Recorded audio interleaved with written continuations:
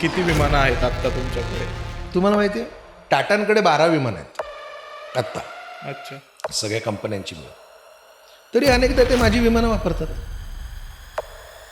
माझी स्वतःची विमानं जेवढा बिझनेस करतात त्याच्या 10 टाइम्स बिझनेस मी इतरांची विमानं घेऊन करतो. गरज पडली तर ज्या दिवशी त्याचा बिझनेस सेन्स होईल त्या दिवशी मी 25 आणि 50 विमानं जी आहेत ती कंपनीच्या नावावर उभी करीन. बाहेरच्या विमानांनी येऊन भारतामध्ये आत्तापर्यंत धंदा केला. आता आम्ही भारतीय विमानं बाहेर घेऊन जाऊ आणि बाहेरच्या बाहेर धंदा करू. मी स्वतःच्या विमानामधूनच जाईन त्याचं बसणार नाही असं माच करणारे सगळेजण मी फक्त तुटताना पाहिलेत, त्यांना मी संपताना पाहिलेत. की ज्यांच्याकडे स्वतःची विमानं असतील त्यांच्यापेक्षा आमच्या बॅलन्स शीट्स भरपूर स्ट्रॉंग आहेत, भरपूर मोठ्या आहेत आणि आम्ही त्याचं चांगलं काम करतो. आता बॅलन्स शीटचा विषय निघलेलाच आहे.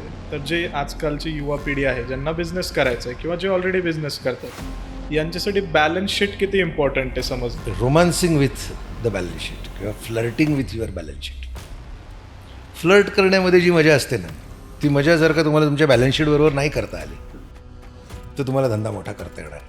एक्सरसाइजचा भाग म्हणून दर 2-3 महिन्याने ना आपली बॅलन्स शीट घेऊन कुठल्या तरी बँकेकडे जाऊन कर्ज मागावं, मग कळते धंद्याची औकात किती खरंच आहे.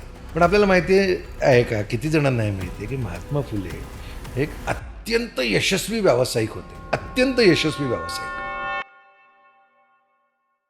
इंडियातले कोणते असे तुमचे टॉप क्लायंट्स आहेत? सो हेडलाईनमध्ये ज्याला यायचं आहे ना असा माणूस आमचा क्लायंट असतो. मुंबई स्टॉक एक्सचेंजमधला जो हायेस्ट ट्रेडेड स्टॉक असेल त्या स्टॉकमधले जवळजवळ सगळेजण आमच्याबरोबर फ्लाय करतात.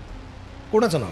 11 पॉलिटिकल पार्टी भारतातल्या माझ्या क्लायंट की दुसऱ्या दिवशी सकाळच्या हेडलाईनमध्ये जो असणार आहे तो आदल्या दिवशी त्याला आम्ही आमच्या विमानामध्ये त्याचं जेवण सर्व केलेलं आहे.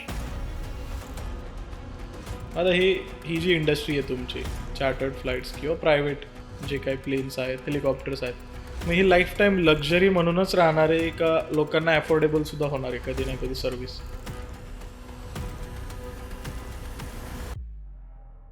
माझं बिझनेस मॉडेल भारतात जो कोणी प्रायव्हेट विमान मागेल त्याला मला प्रायव्हेट विमान देता आलं पाहिजे.